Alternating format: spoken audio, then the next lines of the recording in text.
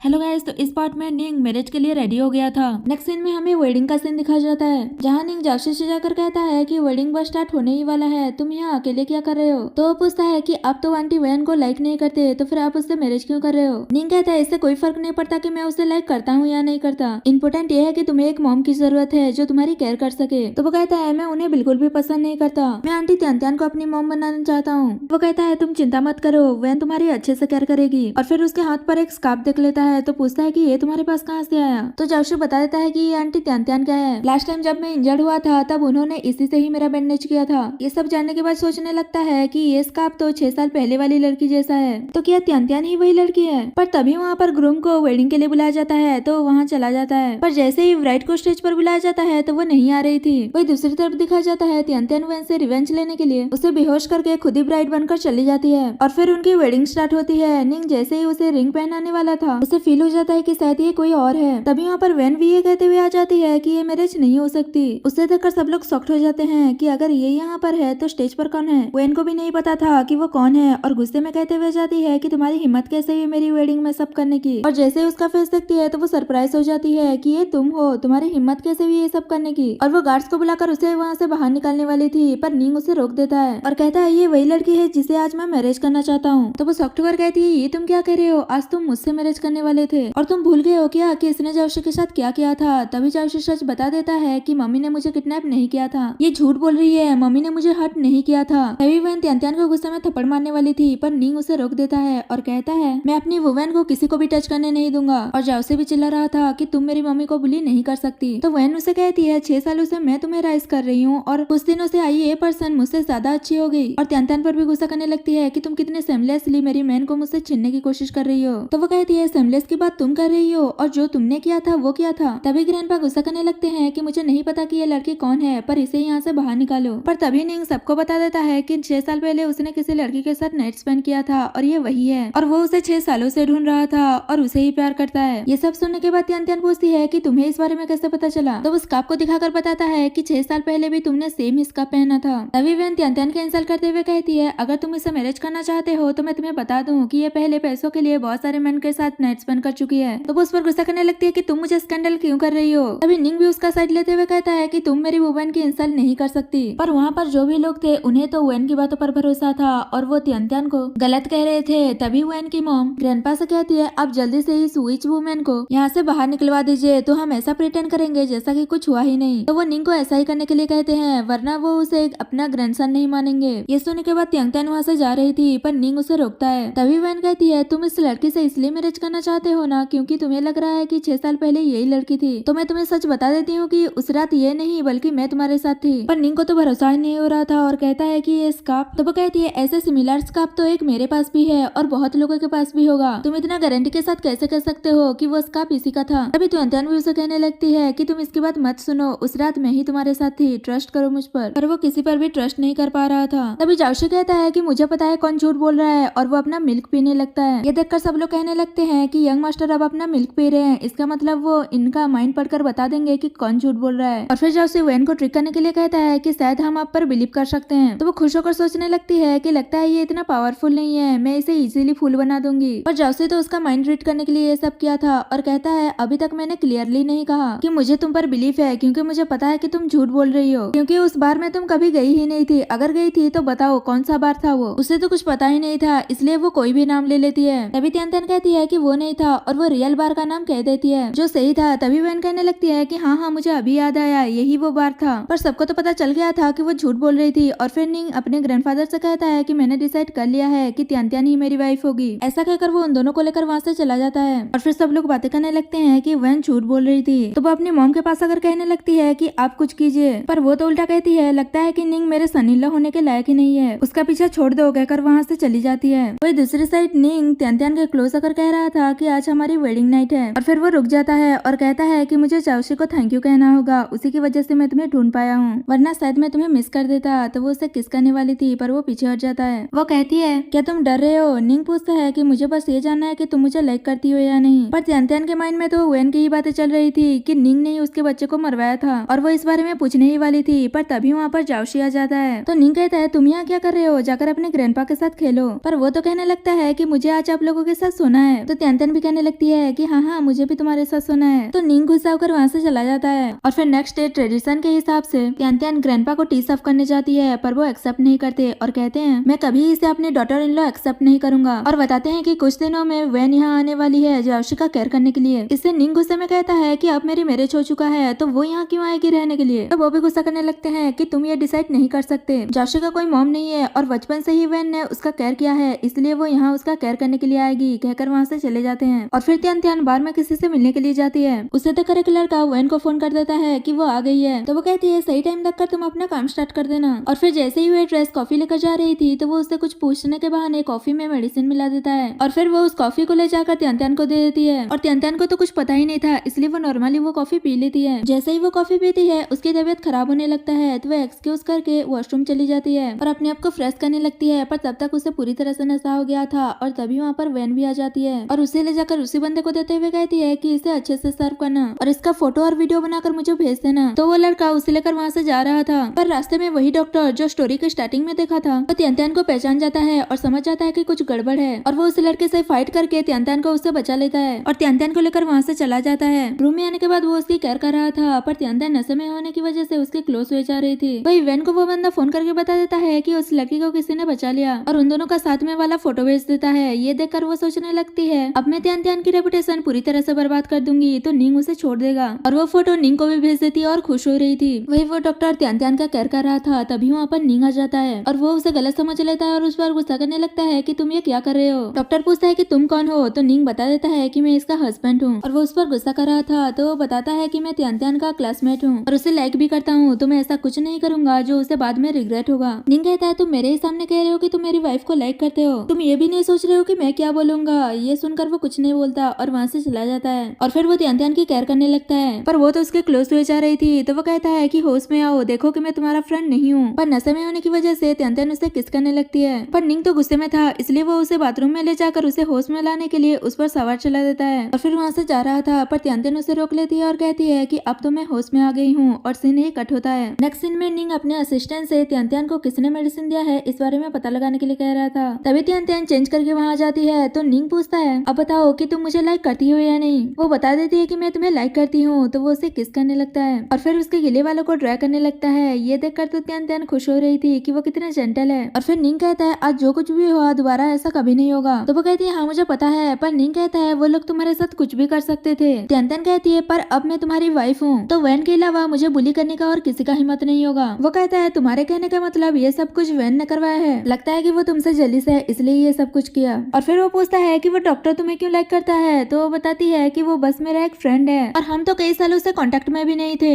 हर कोई तुम्हारी और वैन की तरह नहीं होता। तो वो कहने लगता है मैं बस उसे अपनी एक सिस्टर की तरह मानता हूँ। तो त्यान सोचने लगती है कि वो ऑलमोस्ट उससे मैरिज करने ही वाला था और अब कह रहा है कि वो उसका यंगर सिस्टर है। और फिर पूछती है कि तुमने मुझसे 6 साल पहले जो हुआ था उसके लिए मैरिज किया है क्या। वो बताता है कि 6 साल पहले जो कुछ भी हुआ वो मेरे लिए इम्पोर्टेंट तो था, पर सिर्फ उसके लिए मैंने तुमसे मैरिज नहीं किया। और उससे पूछता है कि बताओ तुमने मुझसे मैरिज क्यों किया। त्यान बताती है ताकि जाओशी को एक मॉम मिल सके। ये सुनकर वो गुस्सा तो करता है पर खुद को कंट्रोल करके उसे हैप्पी कॉपरेशन विश करता है। वही वैन निंग और जाओशी के लिए खाना बनाने के लिए किचन में जाती है तो मेड मना कर रही थी कि यहाँ बहुत स्मोक होता है, आपको हर्ट हो सकता है। तो वो अच्छी बनते हुए कहती है कि ग्रैंडपा ने मुझे यहाँ निंग और जाओशी का केयर करने के लिए भेजा है, तो मैं अच्छे से उनकी केयर करूंगी। तभी मेड कहती है देखना जाओशी और मिस्टर निंग कभी ना कभी आपके एफर्ट्स को समझ ही जाएंगे। वैन कहती है पर मैं उनकी नजरों में कुछ नहीं हूँ और कहती है कि मैं निंग को लेकर सिंसियर हूँ, तो क्या आप मेरी हेल्प करेंगी। तो वो कहती है कि हाँ मुझे भी वो वुमेन पसंद नहीं है, आप ही हमारी यंग मिस्ट्रेस बनने के वर्दी हैं। और वो उसकी हेल्प करने के लिए रेडी हो जाती है। वही जाओशी निंग से गुस्सा होकर पूछता है कि आंटी वैन यहाँ क्यों रहने आई है, क्या आप और मम्मी साथ में नहीं रहने वाले। तो वो कहता है कि अभी अभी हमारा मैरिज हुआ है, हम इसे अभी तक अडॉप्ट नहीं कर पाए हैं। तो जाओशी कहता है आप इस एज में भी साफ फील कर रहे हैं, ठीक है मैं मम्मी को बुलाता हूँ, कहकर वहाँ से चला जाता है। थोड़ी देर बाद त्यान वहाँ भागते हुए आती है क्योंकि जाओशी ने कहा था कि वो बीमार हो गया है और उसे ऐसे सही सलामत देखकर कहती है कि बच्चे ऐसे छूट नहीं बोलते। वो कहता है अगर आप यहाँ रहने नहीं आई तो आंटी वैन यहाँ की बॉस बन जाएंगी। और वो उसे ले जाकर किचन में दिखाता है जहाँ वैन कुकिंग कर रही थी। तो त्यान उसके पास जाकर कहने लगती है कि तुम तो रिच लेडी हो ना, तुम कुकिंग क्यों कर रही हो, कुकिंग करने से तुम्हारे ब्रांडेड कपड़े खराब हो जाएंगे। वैन कहती है इससे कोई फर्क नहीं पड़ता, ये बस कपड़े ही तो हैं, इम्पोर्टेंट ये है कि जाओशी और निंग ने अभी तक कुछ खाया नहीं है तो उनके लिए कुकिंग कर रही हूँ, वही कर रही हूँ जो एक वाइफ और मदर को करना चाहिए। तो वो कहती है शायद तुम भूल रही हो कि निंग की मैरिज मुझसे हुई है, तुमसे नहीं। वो गुस्से में कहती है इम्पोर्टेंट ये नहीं है, इम्पोर्टेंट ये है कि कौन उन दोनों दोनों की अच्छे से केयर करेगी। और फिर बातों बातों में त्यान कहती है कि लगता है तुम्हें अपनी कुकिंग पर कुछ ज्यादा ही कॉन्फिडेंस है। तो देखते हैं उन दोनों को किसका खाना पसंद आता है। और फिर दोनों कुकिंग करने लग जाते हैं और वो दोनों बाहर खड़े होकर उन्हें देख रहे थे, तभी त्यान को चोट लग जाती है। तो जल्दी से निंग उसके पास जाकर उसकी केयर करने लगता है। ये देखकर वैन भी चोट लगने की एक्टिंग करने लगती है, पर निंग कहता है कि तुम जल्दी से कुकिंग करो, जाओशी अभी खाना खाने के लिए वेट कर रहा है। ऐसा कहकर वो त्यान को लेकर वहाँ से चला जाता है। तो वो गुस्से में कुकिंग करने लगती है। वही निंग त्यान की चोट पर मेडिसिन लगा रहा था। तो जाओशी कहता है मेरे डैड आपकी कितनी केयर करते हैं, आप उन्हें किसी को भी छीनने मत दीजिएगा। तभी वहाँ पर वैन खाना बना कर ले आती है और जाओशी को टेस्ट करने के लिए कहती है। तो वो टेस्ट करके बताता है कि वो बिल्कुल भी अच्छा नहीं है। तो वैन भी टेस्ट करने वाली थी, पर त्यान रोकते हुए कहती है अगर जाओशी ने बोल दिया है कि वो टेस्टी नहीं है तो नहीं है, बच्चे झूठ नहीं बोलते। और वैसे ही ऑब्वियस है कि तुम एक रिच गर्ल हो तो तुम्हें कुकिंग करना नहीं आता होगा। तो वो निंग से कहने लगती है कि जाओशी ये जानबूझकर कर रहा है, पर वो कहता है कि वो तुम ही थी जो यहाँ रुक कर उसकी केयर करना चाहती थी। अगर तुम ये सब नहीं चाहती तो यहाँ से जा सकती हो। तभी त्यान कहने लगती है जाओशी इसे हेट करती है और ये हमारी नैनी है, ये इसके साथ गलत नहीं हो रहा। तो मना करते हुए कहती है कि मुझे बुरा नहीं लगा, मैं यहाँ रुक कर जाओशी की केयर करना चाहती हूँ। और वैसे जाओशी को बचपन से ही मॉम का प्यार नहीं मिला तो वो मैं उसे देना चाहती हूँ। ये सुनते ही त्यान कहती है कि अब मैं जाओशी की मॉम हूँ, अब मैं वो सारा प्यार मेकअप कर दूंगी। अभी जाओशी उसे घर से जाने के लिए कह रहा था। तो वो निंग से कहता है कि प्लीज मुझे घर से बाहर मत निकालो। अभी वहाँ पर ग्रैंडपा भी आ जाते हैं और कहते हैं कि मैंने तुम्हें यहाँ रहने के लिए कहा था, मैं भी देखता हूँ कि कौन तुम्हें यहाँ से बाहर निकालता है, कहकर वहाँ से चले जाते हैं। और फिर त्यान कहती है अगर ये नहीं जाएगी तो मैं ही चली जाती हूँ, कहकर जा रही थी। पर जाओशी उसे रोकता है और कहता है आप मत जाइए, अगर किसी को जाना है तो वो ये जाएगी। ये सुनकर तो वैन मन ही मन उस पर गुस्सा कर रही थी। अभी त्यान कहती है कि तुम तो एक रिच गर्ल हो ना, और हमारे घर पर ऐसे सर्वेंट बनकर रहना तुम्हारे लिए अनफेयर होगा। अभी निंग त्यान को जेलिस करने के लिए कहता है अनफेयर तो है, तो क्यों ना उसे मिसेस निंग की पोजीशन दे दिया जाए। सुनकर तो वैन खुश हो जाती है, पर त्यान गुस्से में कहती है कि ये तुम क्या कह रहे हो, मैं तुम्हारी लीगल वाइफ हूँ। तो वो कहता है वैसे देखा जाए तो रियल पोजीशन तो उसी का ही था, तुमने उसे छीना है। सुनकर वो कुछ नहीं कहती और गुस्से में वहाँ से चली जाती है। तो निंग सोचने लगता है शायद मैंने कुछ ज्यादा ही कर दिया। त्यान वहाँ से जा रही थी, पर जाओशी उसे रोक कर कहता है आप मुझे और डैड को उस विशेष मोमेंट के पास कैसे छोड़कर जा सकते हो, अगर आप यहाँ से चली गई तो वो मुझे बुली करेगी, क्या आप ऐसा चाहते हो। वो कहती है कि तुम सही कह रहे हो, और वो अंदर जाकर निंग को ये कहकर कि मुझे तुमसे कुछ जरूरी बात करनी है अपने साथ ले आती है। इससे वैन बहुत ही गुस्सा हो जाती है और सोचती है कि ये सब उस जाओशी की वजह से हो रहा है, शायद मैंने उसे पहले ही मार दिया होता।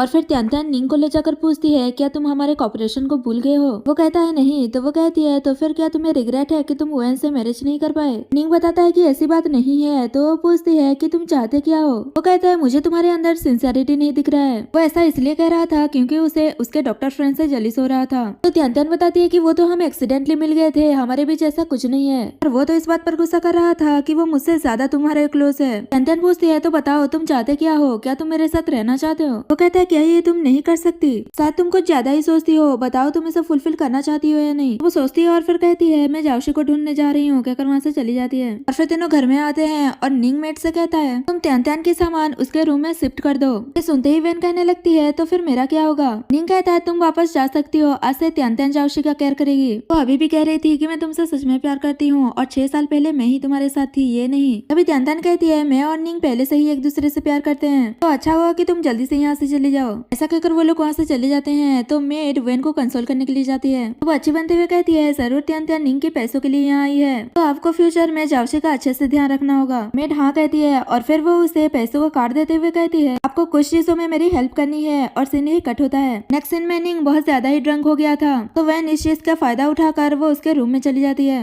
अगली मॉर्निंग जैसे ही निंग जगता है तो वो उसे देखकर शॉक्ड हो जाता है और पूछता है कि तुम यहाँ क्या कर रही हो। तो वो कहने लगती है कि लास्ट नाइट जो कुछ भी हुआ तुम्हें कुछ भी याद नहीं है क्या, और उसे उसकी रिस्पॉन्सिबिलिटी लेने के लिए कह रही थी। निंग कहता है लास्ट नाइट तो मैं ड्रंक था, और फिर कहता है कि भले ही मैं ड्रंक था पर मैं तुम्हें कभी टच नहीं कर सकता, कहकर वहाँ से चला जाता है। और फिर वो त्यान को उसके ऑफिस ड्रॉप करने गया था और वहाँ पर वो उसके एक कलीग से भी मिलता है। और फिर त्यान पूछती है कि तुम आज सडनली मुझे कंपनी छोड़ने क्यों आए हो, तुम मुझसे कुछ छुपा रहे हो। तो वो कहता है कि ये तो नॉर्मल है तुम्हें ड्रॉप करना, और वैसे मैं तुमसे कुछ क्यों छुपाऊंगा। अभी निंग को मेट फोन करके बताती है कि जाओशी का एक्सीडेंट हो गया है। ये सुनते ही वो दोनों वरीड हो जाते हैं और जल्दी से हॉस्पिटल जाते हैं। जाओशी का ट्रीटमेंट हो रहा था, तो त्यान कहती है कि ये सब मेरा ही फॉल्ट है, मैं उसकी अच्छे से केयर नहीं कर पाई। पर निंग कहता है कि इसमें तुम्हारी कोई गलती नहीं है। तभी वहाँ पर वैन आती है और वो ये कहते हुए त्यान को थप्पड़ मारने वाली थी कि ये सब कुछ तुम्हारी वजह से हुआ है, पर निंग उसे रोक देता है। तो वो कहती है कि अब भी तुम इसके साइड ले रहे हो, जाओशी आज जिस हालत में भी है वो इसकी वजह से है। इससे पहले तो जाओशी के साथ कुछ नहीं हुआ था, जब से ये घर में आई है तब से जाओशी के साथ कुछ ना कुछ हो रहा है। वो कहता है तुम इसे ब्लेम कैसे कर सकती हो, मेड जाओशी को स्कूल लेकर जा रही थी, तभी एक्सीडेंट हुआ। वैन वैन कहती है वही तो, ये क्यों नहीं लेकर गए जाओशी को स्कूल? क्या ऐसे वो जाओशी का ध्यान रख रही है? मुझे तो लगता है कि इसने ये जानबूझकर ये सब कुछ किया है, ये मुझसे रिवेंज लेने के लिए ये सब कुछ किया है। तभी निंग उसका हाथ छोड़ देता है तो वो तियानतान को थप्पड़ मार देती है। तो निंग भी उसे थप्पड़ मार देता है और कहता है कि मैंने कहा था ना कि कोई भी मेरी वुमेन को टच नहीं कर सकता, और हमेशा कहती रहती हो कि ये तुमसे रिवेंज लेना चाहती है, तो बताओ क्यों लेगी ये तुमसे रिवेंज? और वो तियानतान को संभालने लगता है। तभी वैन कहती है मैं तुमसे सच में प्यार करती हूँ, पर हमेशा से तुम्हारे नजरों में यही रही है, तुमने मेरी तरफ कभी देखा भी नहीं। 6 साल हो गए हैं, ये डे 1 से तुम्हें गलत तरीके से अप्रोच करने की कोशिश कर रही थी, और ये मुझ जितना अच्छी भी नहीं है, तो तुम इससे मेरी कंपेयर कैसे कर सकते हो? निंग कहता है जाओशी बेहोश है और तुम यहाँ ये सारी बातें कर रही हो, क्या तुम्हें उसकी कोई केयर नहीं है? वो कहने लगती है वो मेरा बच्चा है, क्यों नहीं होगा उसका केयर, मुझे उसकी केयर है। अभी डॉक्टर आकर कहता है कि बच्चे के पेरेंट्स कौन है, सर्जरी के लिए ब्लड चाहिए। अभी निंग कहता है कि मैं उसका फादर हूँ, पर मैं ब्लड रिलेटेड नहीं हूँ। अभी डॉक्टर कहता है हॉस्पिटल के ब्लड बैंक में ब्लड होगा,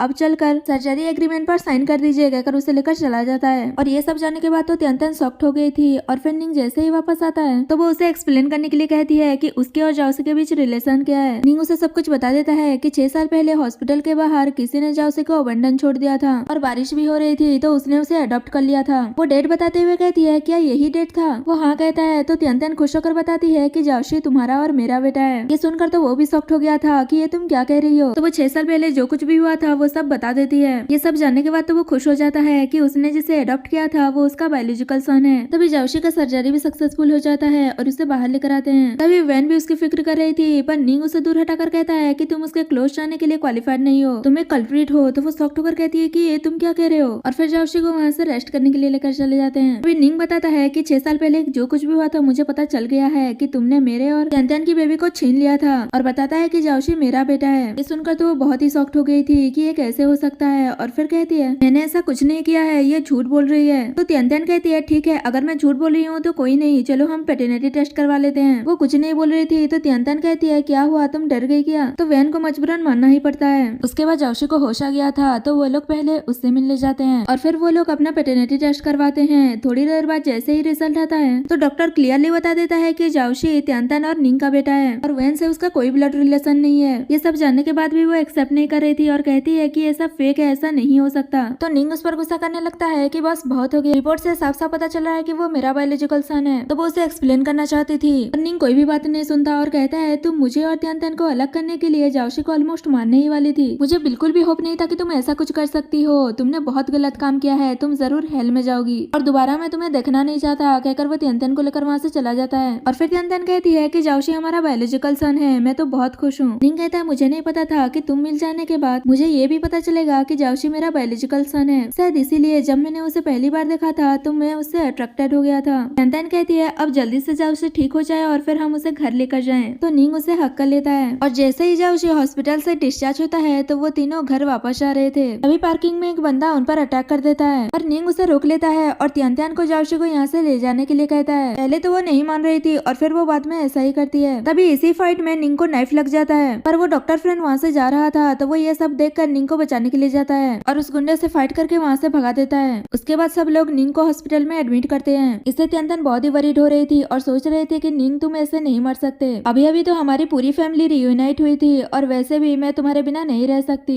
तभी वहाँ पर ग्रैंडपा वैन के साथ आ जाते हैं और वो आते ही तियानतान को थप्पड़ मारते हुए कहते हैं कि ये सब कुछ तुम्हारी वजह से हो रहा है, जब से तुम हमारी लाइफ में अपीयर हुई हो तब से कुछ ना कुछ हो रहा है, और उसे निंग से दूर रहने के लिए कहते हैं। और गुस्से में उसे एक और थप्पड़ मारने वाले थे पर डॉक्टर फ्रेंड उसे प्रोटेक्ट करता है, और फिर वो जाओशी को अपनी तरफ ले आते हुए कहते हैं कि तुम इस ट्रबल मेकर से दूर रहो। तभी डॉक्टर आकर बताता है कि उनका बहुत ज्यादा ब्लड लॉस हो गया है और उनके टाइप का ब्लड हमारे यहाँ खत्म हो गया है। तभी तियानतान कहती है कि मेरा ब्लड ग्रुप सेम है, अब मेरा ब्लड ले लीजिए, कहकर उनके साथ ब्लड डोनेट करने चली जाती है। तभी जाओशी ग्रैंडपा को समझाने की कोशिश कर रहा था कि मॉम डैड को लेकर सिंसियर है, आप उन दोनों को अलग मत कीजिए, और वो उनकी बातों में आ ही रहे थे कि तभी वो उनसे माफी मांगते हुए कहती है कि ये सब मेरा ही फॉल्ट है, मैं निंग और जाओशी का अच्छे से केयर नहीं कर पाई। और वो ग्रैंडपा को तियानतान के खिलाफ भड़काने भी लगती है कि अभी उसने ब्लड डोनेट किया है तो वो इस बात का जरूर फायदा उठाएगी। वो भी उसकी बातों में आ जाते हैं और कहते हैं कि मैं उस लड़की को निंग के साथ नहीं रहने दूंगा। ये सुनकर तो वैन खुश हो रही थी। वही तियानतान ब्लड डोनेट करते हुए सोच रही थी कि मुझे नहीं पता था कि तुम मेरे लिए अपनी लाइफ रिस्क में डाल दोगे, बस एक बार तुम होश में आ जाओ उसके बाद हम कभी सेपरेट नहीं होंगे। और सीन ही कट होता है। नेक्स्ट डे जैसे ही निंग को होश आता है तो वो तियानतान को आसपास नहीं देखकर उसे ढूंढने लगता है। तभी ग्रैंडपा उस पर गुस्सा करने लगते हैं कि तुम होश में आते ही उस वुमेन को क्यों ढूंढ रहे हो। वैन भी कह रही थी कि तुम अभी इंजर्ड हो तो रेस्ट करो। तभी जाओशी बता देता है कि मम्मी ने आपको ब्लड डोनेट किया था, इस वजह से वो बेहोश हो गई थी, अभी वो रेस्ट कर रही हैं। ये सुनते ही वो उससे मिलने जाने लगता है, पर ग्रैंडपा उस पर गुस्सा करते हैं कि उसके केयर करने के लिए लोग हैं, तुम्हें जाने की कोई जरूरत नहीं है। तो निंग पूछता है कि उसकी केयर कौन कर रहा है। वैन बताती है कि कोई हैंडसम सा मैन है और वो दोनों बहुत ही क्लोज हैं, तुम्हें वहाँ नहीं जाना चाहिए, और उसे रेस्ट करने के लिए कहती है। और सोचती है कि अगर ग्रैंडपा को पता चला कि मैंने ही कुछ गुंडों को हायर करके त्यान त्यान को मारने का ऑर्डर दिया था, तो वो दोबारा मेरी हेल्प कभी नहीं करेंगे, इसलिए मुझे इस मैटर को जल्द से जल्द डील करना होगा। वही त्यान त्यान को जैसे ही होश आता है तो डॉक्टर फ्रेंड उसकी केयर कर रहा था और उसे डांटने लगता है कि तुम पहले ही वीक हो और दूसरों को ब्लड डोनेट कर रही हो। वो कहती है निंग मेरा हस्बैंड है तो मुझे तो ब्लड डोनेट करना ही था। और इस बार डॉक्टर फ्रेंड उसे कन्फेस कर ही देता है कि वो उसे लाइक करता है, पर त्यान त्यान को लग रहा था कि वो मजाक कर रहा है। तो वो बताता है कि वो उसे लाइक करता है और कहता है कि वो उसे कॉलेज टाइम से लाइक करता है, पर उसे कभी बता नहीं पाया और अचानक से वो 6 सालों के लिए डिसअपेयर भी हो गई थी। मैंने देखा कि निंग की फैमिली तुम्हें पसंद नहीं करती, तो क्या तुम मुझे एक चांस दे सकती हो। त्यान त्यान अक्टूबर कहती है ये तुम क्या कह रहे हो, मैं मैरिड हूँ और मेरे बच्चे भी हैं। वो कहता है मैं डिवोर्स तक का वेट कर लूंगा और तुम्हारे बच्चे को अपने बच्चे की तरह ट्रीट करूंगा। अभी वहाँ पर निंग और जाओशी आ जाते हैं और उनकी बातें सुन लेते हैं। तो निंग कहता है कि मैं उसे कभी डिवोर्स नहीं दूंगा, मैंने तुम्हारी सारी बातें सुन ली और ऐसा लग रहा है कि तुम मेरी वाइफ को सेड्यूस कर रहे हो। तभी जाओशी भी कहता है कि अंकल आप किसी को फोर्स नहीं कर सकते, अब तो मेरे जितना भी सेंसिबल नहीं है, कहकर वो त्यान त्यान के पास चला जाता है। और फिर निंग उसे थैंक यू कहता है कि तुमने मेरी वाइफ का ध्यान रखा, हम तुम्हें दोबारा बॉदर नहीं करेंगे, कहकर वहाँ से जाने लगता है। तो डॉक्टर फ्रेंड सोच रहा था कि त्यान त्यान भले ही मैं तुम्हारे साथ नहीं रह सकता, पर तुम खुश रहो, मैं इसके लिए अपना बेस्ट दूंगा। और वो निंग को बात करने के लिए रोकता है और सीन ही कट होता है। नेक्स्ट सीन में ग्रैंडपा वैन को डांट रहे थे कि मैंने तुम्हें कितने सारी अपॉर्चुनिटी दिए पर तुम कुछ नहीं कर पाई, और निंग वापस से उस लड़की के लिए ऑब्सेस्ड हो गया। तो वो कहने लगती है कि मैं क्या करूँ, प्लीज आप ही मेरी हेल्प कीजिए। ग्रैंडपा कहते हैं जब तक मैं यहाँ हूँ उस लड़की को घर में नहीं आने दूंगी। और वो वैन से कहते हैं कि अगर तुम निंग की बेबी को लेकर प्रेग्नेंट हो गई तो वो तुम्हें इग्नोर नहीं कर पाएगा और उसे तुम्हारी रिस्पॉन्सिबिलिटी लेना होगा। तो वो भी सोचने लगती है कि ग्रैंडपा सही कह रहे हैं। वही निंग और जाओशी त्यान त्यान का केयर कर रहे थे। तभी जाओशी बताता है कि मैंने वैन का माइंड रीड किया था और पता चला कि उसी ने ही किसी को हायर किया था आपको और मम्मी को हर्ट करने के लिए, तो हमें जल्द से जल्द उसका एविडेंस ढूंढकर ग्रैंडपा को दिखाना चाहिए ताकि उन्हें भी उसका ट्रू फेस पता चले और फिर वो आपको और मम्मी को भी साथ में होने से नहीं रोकेंगे। तो निंग कहता है कि ठीक है मैं इन्वेस्टिगेट करता हूँ। वही निंग उस बंदे पर गुस्सा कर रही थी कि मैंने तुम्हें त्यान त्यान को मारने के लिए कहा था, तुम्हारी हिम्मत कैसे हुई ब्रदर निंग को हार्म करने की। तो वो माफी मांगने लगता है और कहता है कि प्लीज मुझे एक और चांस दे दो, मैं इस बार जरूर अपना काम कर लूंगा। तो वो भी उसे एक चांस दे देती है और कहती है कि तुम्हें पता है कि हॉस्पिटल में क्या करना है। तो वो हाँ कहते हुए वहाँ से चला जाता है और फिर वो अपना गेटअप चेंज करके हॉस्पिटल में जाकर त्यान त्यान का मेडिसिन चेंज कर रहा था। और जाओसी उसे देख लेता है और निंग को बताता है कि कुछ गड़बड़ है, जाकर उसे पकड़ो। ये सुनते ही वो भागने की कोशिश कर रहा था पर निंग और डॉक्टर फ्रेंड उसे पकड़ लेते हैं और पूछता है कि बताओ तुम्हें इस सब में कौन सपोर्ट कर रहा है। और सीन ही कट होता है। नेक्स्ट सीन में वो लोग उसे ग्रैंडपा के पास लेकर जाते हैं जहाँ पर वैन भी थी। वैन उस बंदे को देखकर पहले तो घबरा रही थी और फिर पूछती है कि ये कौन है। निंग पूछता है क्या तुम इसे नहीं जानती, तो वो मना कर देती है कि मैं नहीं जानती। और फिर डॉक्टर फ्रेंड बताता है कि यही वो किलर है। जब पार्किंग में ये सब इंसिडेंट हुआ था तो मेरे कार के डेस्क कैमरा में सब कुछ कैप्चर हो गया था और उस बंदे को सब कुछ सच बताने के लिए कहते हैं। तो वो सब कुछ सच बता देता है कि मैंने ये सब कुछ वैन के कहने पर किया था, उसी ने मुझे त्यान त्यान को मारने के लिए पैसे दिए थे। तो वैन कहने लगती है ये तुम क्या कह रहे हो, मैंने ऐसा कुछ नहीं किया। और ग्रैंडपा से कहने लगती है ये लोग त्यान त्यान को बचाने के लिए मुझे फ्रेम कर रहे हैं, मैं ब्रदर निंग को हार्म कैसे कर सकती हूँ। ग्रैंडपा भी कहने लगते हैं कि शायद तुम लोगों को कुछ मिसअंडरस्टैंडिंग हुई होगी और मैंने ये इन्वेस्टिगेट किया है कि ये डॉक्टर त्यान त्यान के क्लासमेट है और उसे हमेशा एडमायर करता था। तभी निंग उन्हें सब कुछ सच बता देता है कि 6 साल पहले वैन ने मेरी और त्यान त्यान की ब्रेकअप करवाने के लिए हमारे बायोलॉजिकल सन को मारने की कोशिश की थी और जाओसी ही मेरा बायोलॉजिकल सन है कहकर वो उसे पैटर्निटी टेस्ट का रिपोर्ट भी दिखाता है। ये देखकर तो वो बहुत ही खुश हो जाते हैं कि फाइनली उन्हें एक ग्रेट ग्रैंडसन मिल ही गया और उसे प्यार करने लगते हैं। तो जाओशी कहता है कि ये वुमेन बिल्कुल भी अच्छी नहीं है, इसने मॉम को हर्ट करने की कोशिश की है, आप इस पर ट्रस्ट मत कीजिएगा। और फिर निंग ये भी बता देता है कि कुछ दिन पहले इसने त्यान त्यान को ड्रग देकर उसे प्रेम करने की कोशिश की थी और अब उसने ये सब कुछ किया है। डॉक्टर फ्रेंड भी क्लियर कर देता है कि भले ही हम क्लासमेट हैं पर हमारे बीच कुछ नहीं है, पर अगर आपने इस वुमेन को अब भी घर में रखा तो मैं त्यान त्यान को यहाँ से ले जाऊंगा। तभी वैन ग्रैंडपा से माफी मांगने लगती है कि ये सब मेरा ही फॉल्ट है, प्लीज मुझे माफ कर दीजिए, मुझे डर था कहीं वो त्यान त्यान निंग को मुझसे दूर ना कर दे, इसलिए मैंने ये सब कुछ किया, पर मैं ब्रदर निंग को कभी हर्ट नहीं कर सकती। ग्रैंडपा कहते हैं कि कोई बात नहीं। ये सुनकर तो निंग गुस्सा करने लगता है कि इसने इतना सब कुछ कर दिया फिर भी आप कुछ नहीं बोल रहे हैं, इसने किसी को मारने की कोशिश की है फिर भी आप इसे प्रोटेक्ट कर रहे हैं, क्या इसके बैकग्राउंड की वजह से। तो वो कहते हैं हाँ तुमने सही कहा, वो त्यान त्यान हमारे घर की डॉटर इन लॉ बनने के लिए वर्दी नहीं है, तुम्हें वैन से ही मैरिज करना होगा और वैसे भी वो तुम्हारी बेबी को लेकर प्रेग्नेंट है तो तुम उसे ऐसे इग्नोर नहीं कर सकते। ये सुनकर तो निंग शॉक्ड हो गया था कि ये कैसे हो सकता है। तभी वैन कहती है शायद तुम सब कुछ भूल गए हो, उस दिन तुम ड्रंक थे, और उसे रिपोर्ट भी दिखाती है। फिर भी वो मैरिज करने से मना कर रहा था और कहता है कि मैं जिससे प्यार करता हूँ वो सिर्फ त्यान त्यान ही है। तो वैन ग्रैंडपा से कहने लगती है कि आप में क्या करूंगी। तभी ग्रैंडपा निंग से कहने लगते हैं कि तुम्हें वेन से मैरिज करना ही होगा। इतने में वेन की मॉम भी वहाँ जाती है और कहती है आपके पास और कोई रास्ता नहीं है, मैंने निंग ग्रुप को एक्वायर कर लिया है, अब तुम डिसाइड करो कि तुम्हें वेन से मैरिज करना है या फिर स्ट्रीट पर रहना है। फिर भी निंग मैरिज करने से मना करते हुए जाओशी को लेकर वहाँ से जा रहा था तो ग्रैंडपा उसे रोकने की कोशिश करते हैं और कहते हैं अगर तुम यहाँ से एक बार चले गए तो तुम मेरा ग्रैंडसन नहीं रहोगे। फिर भी वो वहाँ से चला जाता है। नेक्स्ट सीन में निंग और जाओशी त्यान का हॉस्पिटल में केयर कर रहे थे तो वो पूछती है क्या हुआ, कुछ हुआ है क्या, तुम वरीड क्यों लग रहे हो। तो वो कुछ नहीं बताता और कहता है कि कुछ नहीं हुआ। फिर त्यान कहती है कि जब मैं डिस्चार्ज हो जाऊंगी तो हम तीनों साथ में घर जाएंगे। तभी जाओशी बताता है कि वैन भी घर में है और सीन ही कट होता है। नेक्स्ट सीन में वो तीनों घर वापस आते हैं तो वैन त्यान को देखकर कहती है कि तुम यहाँ क्या कर रही हो। तो वो कहती है मैं निंग की वाइफ हूँ तो मैं तो यहाँ आऊंगी, तुम बताओ तुम यहाँ क्या कर रही हो। तो वैन बता देती है कि मैं निंग की बेबी को लेकर प्रेग्नेंट हूँ। ये तो सुनकर वो शॉक्ड हो गई थी और उससे पूछती है क्या ये सच है। निंग उसे अच्छे से एक्सप्लेन नहीं कर पा रहा था तो वो उसे थप्पड़ मार देती है। इसे वैन गुस्सा होते हुए कहती है कि ऐसा तुम कैसे कर सकती हो और उसे थप्पड़ मारने वाली थी, पर निंग उसे रोक देता है। तो वो कहती है कि वो तुम्हारे साथ ऐसा ट्रीट कर रही है और तुम इसे प्रोटेक्ट कर रहे हो। और फिर त्यान वहाँ से जा रही थी तो निंग उसे रोक रहा था पर वो उस पर गुस्सा करने लगती है कि तुम अच्छी तरह जानते हो वैन कैसी पर्सन है, फिर भी तुम उसके साथ मिलकर मुझ पर चीट कर रहे थे। तभी वैन भी नौटंकी करने लगती है कि ब्रदर निंग मैं आपको बहुत लाइक करती हूँ और मुझे पता है कि आप मुझे और बेबी को ऐसे इग्नोर नहीं कर सकते। ये सब देखने के बाद डॉक्टर फ्रेंड त्यान को लेकर जा रहा था तभी जाओशी उसे रोकता है और कहता है कि प्लीज आप मत जाइए। और फिर त्यान भी यही डिसाइड करती है कि उसे जाओशी के लिए यहाँ रुकना पड़ेगा और वो उसे इस बारे में बताती है और कहती है कि तुमने मेरी बहुत हेल्प की है पर मैं इस मैटर को खुद ही सॉल्व कर लूंगी। तो वो निंग को कहता है कि तुम्हें त्यान को एक अच्छा सा एक्सप्लेनेशन देना होगा वरना मैं उसे यहाँ से ले जाऊंगी, कहकर वहाँ से चला जाता है। और फिर निंग कहता है कि मैं बाद में इस मैटर में तुम्हें एक्सप्लेन कर दूंगा। उसके बाद ऐसे ही कुछ दिन बीत जाते हैं और फिर एक दिन वैन त्यान को फेम करने के लिए वो जानबूझकर सीढ़ियों से गिर जाती है और जैसे ही निंग वहाँ आता है तो वो एक्टिंग करने लगती है कि त्यान ने मुझे जानबूझकर सीढ़ियों से धक्का दे दिया, तुम इतनी क्रूएल कैसे हो सकती हो कि तुम मेरी बेबी को मारना चाहती हो, ऐसा कहकर ब्लेम कर रही थी। तो वो कहती भी है कि ऐसा मैंने कुछ नहीं किया। तभी जब शिव वैन की माइंड रीड कर लेता है कि वो कोई प्रेग्नेंट वगैरह नहीं है, बस वो मिसकैरेज होने का प्रिटेंड कर रही है। और निंग को कहता है कि आप इस पर बिलीव मत कीजिए, ये मम्मी को फ्रेम करने के लिए ये सब कुछ कर रही है और ये प्रेग्नेंट भी नहीं है, बस ये प्रिटेंड कर रही है, आप जाकर इसके हॉस्पिटल में चेकअप करवा सकते हैं। ये जानने के बाद तो निंग उस पर गुस्सा करने लगता है कि तुम्हारी हिम्मत कैसे हुई झूठ बोलने की। तो वो कहने लगती है कि मैं तुम्हें बहुत लाइक करती हूँ इसलिए मैंने ये सब कुछ किया, पर वो उसे अपने घर से निकल जाने के लिए कहता है और उन दोनों को लेकर वहाँ से चला जाता है। उसके बाद त्यान और निंग अपने बीच की मिसअंडरस्टैंडिंग को क्लियर कर लेते हैं और जाओशी को थैंक यू कह रहे थे कि तुम्हारी माइंड रीड करने की पावर की वजह से हम दोनों के बीच सब कुछ ठीक हो गया। उसके बाद नेक्स्ट डे जैसे ही जाओशी स्कूल से आ रहा था तो उन दोनों के सामने ही कोई जाओशी को किडनैप कर लेता है। तो वो दोनों उसे ढूंढते हुए उसके पास पहुंच जाते हैं और उसे कोई और नहीं बल्कि वैन ने ही किडनैप किया था। निंग उसे कहता है तुम जाओशी को जाने दो, तुम मेरे साथ रहना चाहती थी ना तो ऐसा ही होगा, पर वो नहीं मान रही थी। तभी त्यान बैक करने लगती है कि प्लीज जाओशी को छोड़ दो, मैं तुम्हारे रास्ते में कभी नहीं आऊंगी, तुम निंग के साथ ही रहना। वैन भी उनकी बातों में आ जाती है और वो जाओशी को छोड़कर निंग के पास चली जाती है और कहती है तो चलो हम घर चलते हैं, पर वो तो उन्हें पुलिस वालों को दे देता है। तो वो लोग उसे पकड़ कर ले जाते हैं और फिर ऐसे ही वो लोग जाओशी को बचा लेते हैं। उसके बाद ग्रैंडपा को भी पता चल जाता है कि वैन ने जाओशी को मारने की कोशिश की थी और उन्हें भी उसका ट्रू फेस पता चल जाता है। और फिर वो सब कुछ जानने के बाद त्यान को अपनी grand daughter in law accept कर लेते हैं, पर ग्रैंडपा इस बात पर वरीड थे कि वैन की मॉम ने उनकी कंपनी को एक्वायर कर लिया था। पर निंग कहता है कि आप चिंता मत कीजिए, मैं निंग फैमिली की एसेट्स को वापस लेकर आ जाऊंगा। ग्रैंडपा कहते हैं कि मुझे तुम पर ट्रस्ट है। और फिर सारी प्रॉब्लम सॉल्व हो जाने के बाद वो तीनों एक हैप्पी फैमिली की तरह रहने लगते हैं और इसी के साथ हमारा ये ड्रामा खत्म हो जाता है। फिर मिलते हैं एक न्यू ड्रामा के साथ।